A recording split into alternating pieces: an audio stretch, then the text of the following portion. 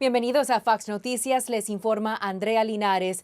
Los Estados Unidos se prepara para celebrar su cumpleaños número 250 este fin de semana. Los fuegos artificiales aún no han comenzado, pero el debate sobre el patriotismo ya está encendiendo al país. Una encuesta de la Universidad de Elon revela que el 68% de los republicanos dice sentirse orgulloso de ser americano, en comparación con apenas el 18% de los demócratas. Algunos analistas aseguran que esta brecha se ha vuelto aún más grande durante la era Trump, afirmando que el orgullo nacional se ha visto cada vez más definido por la política partidista en lugar de una identidad nacional compartida. Esta división se extiende incluso al propio 4 de julio. Una nueva encuesta de Reuters e Ipsos muestra que solo el 27% de los demócratas planea colocar una bandera de Estados Unidos este día de la independencia. Mientras la nación se prepara para conmemorar 250 años de aniversario, el debate real no es sobre el pasado de Estados Unidos, sino sobre cómo los estadounidenses ven el futuro de este gran país. Judy Pino, portavoz de Mujeres Independientes, está aquí lista para reaccionar. Como siempre, bienvenida, Judy. Hola Andrea, muchas gracias. Judy, porque es que continuamente estos temas como la bandera, el himno nacional, el servicio militar y la lista continúa generan más entusiasmo entre los republicanos que entre los demócratas? Sí, es increíble. El problema es que hasta el patriotismo se ha polarizado políticamente, Andrea, y los demócratas es que basan su orgullo nacional según quien ocupa la Casa Blanca y no debería ser así. A eso se suman otros factores como la incertidumbre económica, la pérdida de confianza en las instituciones como la propia prensa y el gobierno. Es un ciclo, también vemos que es un ciclo constante de noticias negativas. Pero lo que Mm. más me preocupa es, en este estudio es que cada generación más joven expresa menos orgullo por Estados Unidos que la anterior. Y han crecido en una época de polarización, incertidumbre y desconfianza. Es la culpa de los adultos. Esto debería llamarnos a reflexión. No podemos dar por sentado el patriotismo. Tenemos que volver a conectar a la próxima generación con la historia de Estados Unidos, sus principios de libertad y las oportunidades que este país nos ofrece a todos. Por eso que organizaciones como la nuestra, Independent Women, y también la Iniciativa Libre están instando a los hispanos a Ujú. aprender más sobre los principios fundamentales, porque en la verdad los hispanos vamos a ser la mayoría de los Estados Unidos y tenemos que estar listos porque somos el futuro del sueño americano. ¿Qué impacto tiene esa tendencia de que cada vez son más los jóvenes que no están expresando ese orgullo nacional? Yo siempre digo que eso comienza también desde la casa, cuando eres pequeño. Sí, definitivamente. En mi casa hablamos mucho sobre la cívica, lo que está pasando en el mundo y expresamos fuertemente nuestro punto de vista como familia. Entonces, los hispanos, que somos gente bien familiar, eh, Ujú. de fe, tenemos que continuar instando, porque esos son los valores de los Estados Unidos en realidad y por eso todos venimos aquí. Pero mira, voy a decir algo. Estamos viviendo un momento que ocurre una vez por generación. El mundo está descubriendo una América que muchos visitantes no esperaban amar. Están descubriendo el taxista, la persona detrás de la tiendita, el emprendedor, y están sorprendidos y están amando a los Estados Unidos mucho más que los propios estadounidenses. Y Mm. encima de eso, Andrea, me voy para el fútbol porque el fútbol lo va a resolver todo. La selección de Estados Unidos avanzó al Mundial anoche, una gran victoria con Bosnia. Ya vamos unidos para una celebración del Día de la Independencia en el mejor país del mundo, porque Así mismo. en nuestros países latinos sí que no hay nada que celebrar. Así que go USA, hay Go que apoyar a nuestro USA. país. Absolutamente, y a mí me encantó ver ese momento en que todos dentro del estadio también estaban cantando el himno nacional. Eso es unidad. Entonces, ¿cómo te explicas que millones de inmigrantes han llegado a Estados Unidos buscando oportunidades y al mismo tiempo tenemos a políticos progresistas que constantemente están describiendo a este país como profundamente injusto? Bueno, tenemos que mirar dentro de nosotros nuestras propias convicciones y nuestras propias creencias. En realidad, los políticos deberían reflejar lo que siente el país, pero ellos no reflejan lo que siente el país, ellos reflejan lo que ellos sienten y la dirección en la que esas personas, ellos quieren llevar el país. Y eso no es lo que nosotros queremos, eso no es lo que es bueno para el país. Claramente que el país no es perfecto, siempre vamos a tener división sobre ciertos temas, pero eso no significa que deberíamos no querer, que deberíamos amar a los Estados Unidos menos. Esto es un país que le ha abierto la puerta a muchos inmigrantes y a muchas personas y nos ha dado la oportunidad de crecer por nuestro propio mérito y nuestro propio trabajo duro. Y en realidad, si ves los sondeos de los hispanos, ellos piensan aún que el trabajo duro los va a llevar al sueño Ujú, americano. Ellos creen en este país. Así que ujú. no crean todo lo que escuchan de la izquierda específicamente, Sí. porque eso es odio. Nosotros queremos amor y queremos amor por nuestros países y nuestras familias. Así es, y obviamente que no, nada es perfecto, no hay país perfecto, pero aún así sigue siendo el mejor país de todos. Me voy a apartar brevemente de este tema para abordar una reciente decisión que tuvo la Corte Suprema. Me refiero a ese caso sobre los atletas transgénero para el futuro del deporte femenino, específicamente aquí en Estados Unidos. ¿Qué significa? ¿Considera que este fallo reafirma el propósito original del título 9? O sea, ¿cuán importante fue este fallo? Sumamente importante, Andrea, porque sienta precedente. Aunque el fallo resuelve directamente, ¿no?, los casos de Idaho y West Virginia, su impacto va mucho más allá y la Corte Suprema dejó eso muy por lo claro, que los estados pueden proteger los deportes femeninos basándose en el sexo biológico sin violar el título 9 y la Constitución. Hemos hablado mucho en este programa Ujú, sobre eso y muchas gracias por abrirnos las puertas. Ese precedente probablemente va a influir a los más de 25 estados que ya tienen leyes similares, pero también orientará a los otros que están considerando aprobarlas. Este fallo no obliga a todos los estados a cambiar sus leyes, pero sí les da mayor claridad, ¿no?, y respaldo jurídico para hacerlo. Organizaciones como Independent Women reafirman el propósito original del título 9, de proteger y ampliar las oportunidades deportivas para las mujeres y las niñas. El debate continuará, pero la Corte dejó por lo claro. claro que los estados sí tienen la autoridad constitucional ahora para preservar la Así competencia mismo. justa en los deportes femeninos. Asimismo, Judy Pino, portavoz de Mujeres Independientes, como siempre, gracias por tu tiempo, gracias por acompañarme y desde ahora te voy deseando un feliz 4 de julio. Igualmente, Andrea, muchas gracias. Gracias. ¿Cuáles son los estados más narcoatractivos en México? Lo analizamos con un experto en cárteles y de seguridad nacional. Después de esta muy corta pausa, mantenga la sintonía. Bienvenidos de vuelta a Fox Noticias. Pasamos ahora a México, donde varios estados están en el ojo del huracán por estar bajo la sombra de los cárteles de la droga. En un artículo reciente, el periodista mexicano Osvaldo Villaseñor afirma que Baja California, Sinaloa, Michoacán y Guerrero se han convertido en lo que él describe como estados narcoatractivos, controlados por el crimen organizado. Estas regiones también tienen algo más en común. Sus gobernadores son miembros del partido Morena, el mismo al que pertenece la presidenta mexicana Claudia Sheinbaum. Los críticos políticos acusan a la mandataria de ser suave con los cárteles e incluso algunos aseguran que su gobierno está manejado por el narcotráfico, un sentimiento que el presidente Donald Trump también ha hecho eco. Mirando hacia el futuro, el próximo año los votantes mexicanos estarán eligiendo nuevos gobernadores y ya hay una gran cantidad de candidatos en las contiendas, así que todo dependerá de que las autoridades federales garanticen que esos candidatos no caigan bajo las garras de los cárteles de la droga. El periodista Osvaldo Villaseñor se encuentra conmigo ahora para hablar precisamente sobre este artículo. Como siempre, bienvenido a Fox Noticias. Saludos. Andrea, es un placer estar contigo y con tu auditorio. Gracias. Fíjate, Andrea, que Osvaldo, los cárteles siguen controlando estos territorios prácticamente de manera entera, ¿no? Esto no es nuevo, pero ¿no sería esto evidencia clara del fracaso de la estrategia que ha tenido, la estrategia de seguridad de la izquierda mexicana del partido de Sheinbaum?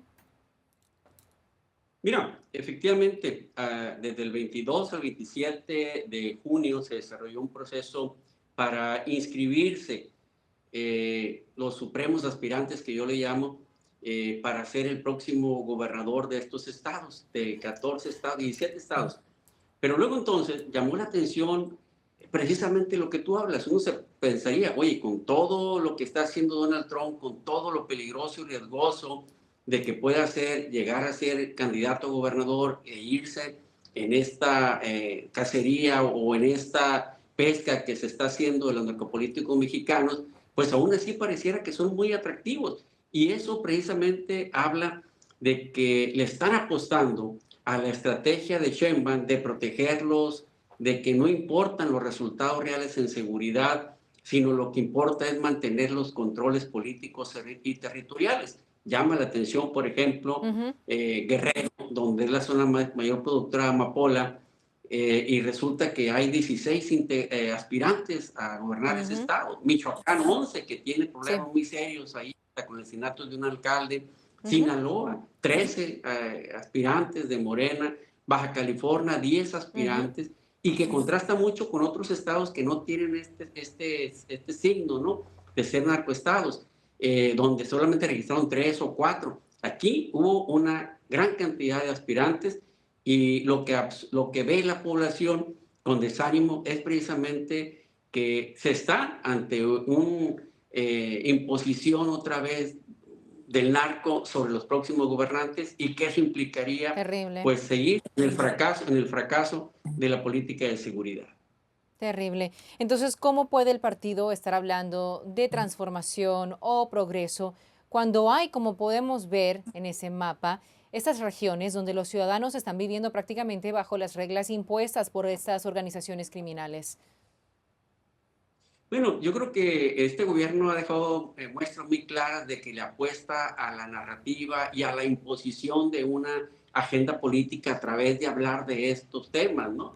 Por ejemplo, ahorita, en lugar de estar hablando del combate a los cárteles que lo está exigiendo Trump, de estar imponiendo sanciones a aquellas entidades financieras o bien personajes dueños de empresas, como lo acaba de hacer Trump apenas el 30 de junio, pues aquí hablan de que es una injerencia, que hay que combatir esa intervención extranjera, que hay que defender la soberanía.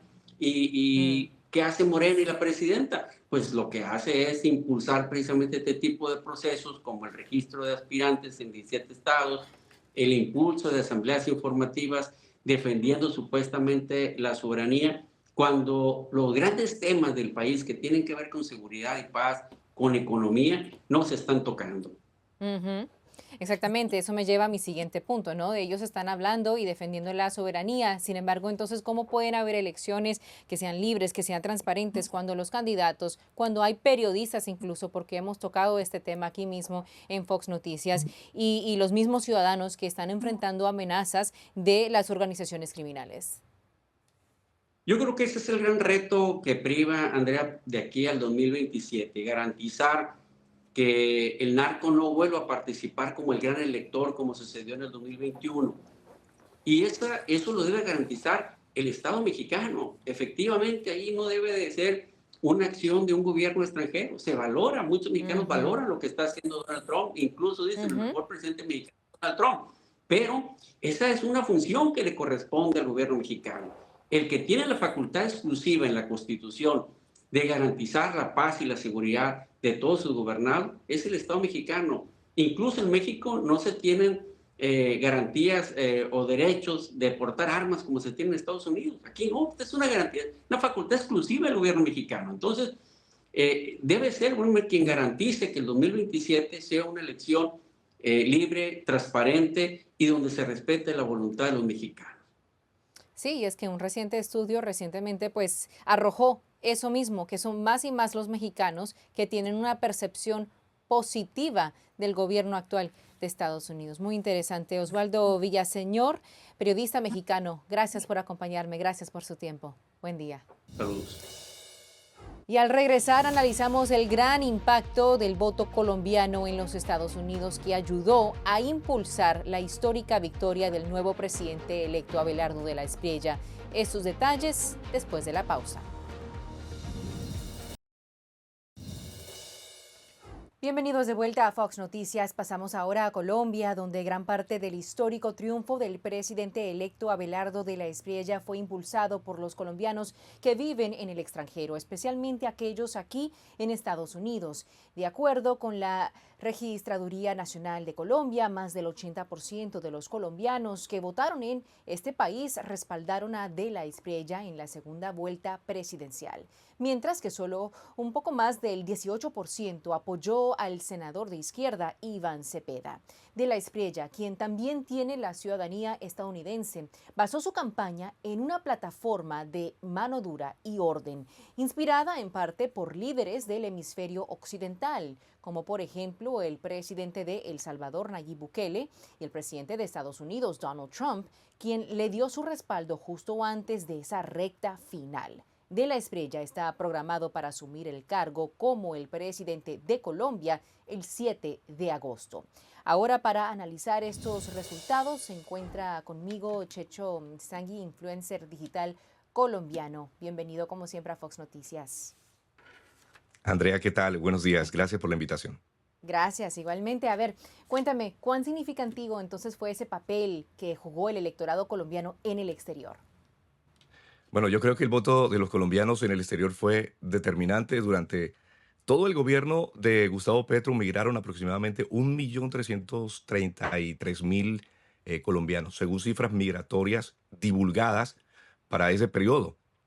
Muchas personas decidieron buscar una oportunidad fuera del país y pues naturalmente cada uno tuvo sus propias razones para hacerlo, pero la mayoría de ellos eh, descontentos con la administración Petro. Una parte importante de esos colombianos cobró las promesas fallidas de Gustavo Petro y castigaron con su voto el proyecto socialista fallido de la izquierda en Colombia.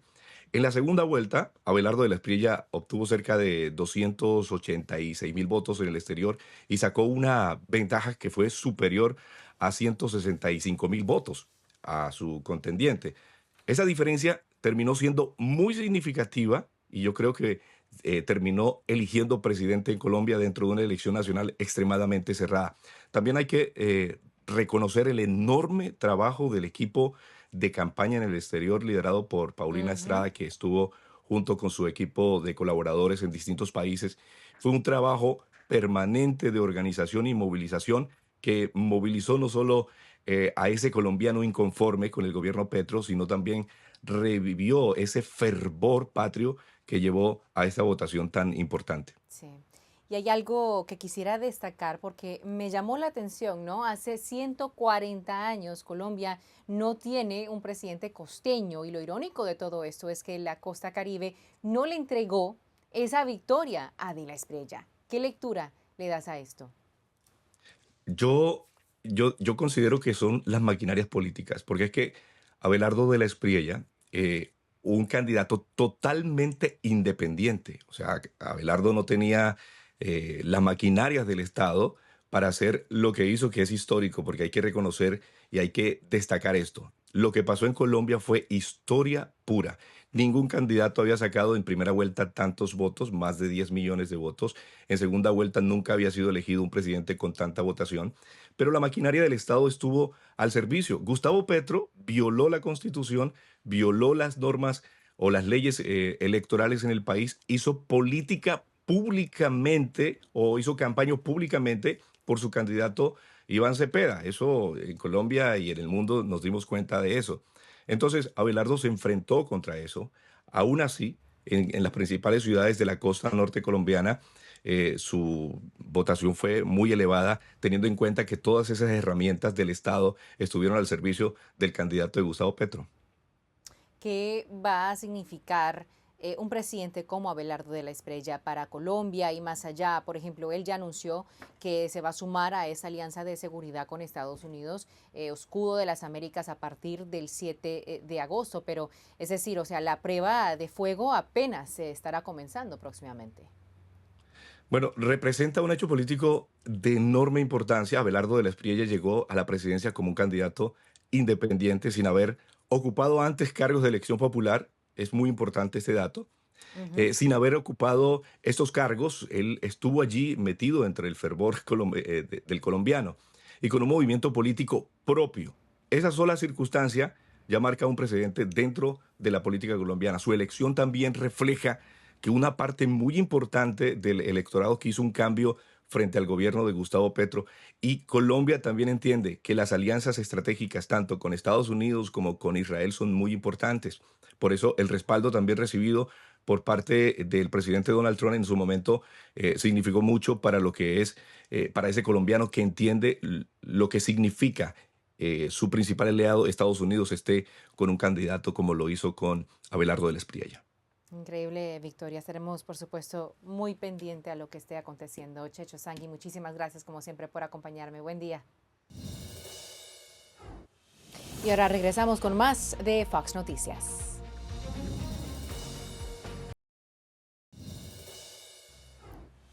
Muchas gracias por acompañarme el día de hoy. Nos pueden seguir en Instagram, Facebook, X, TikTok y WhatsApp para que no te pierdas nada, siempre con Fox Noticias. Yo soy Andrea Linares, deseándoles un feliz 4 de julio.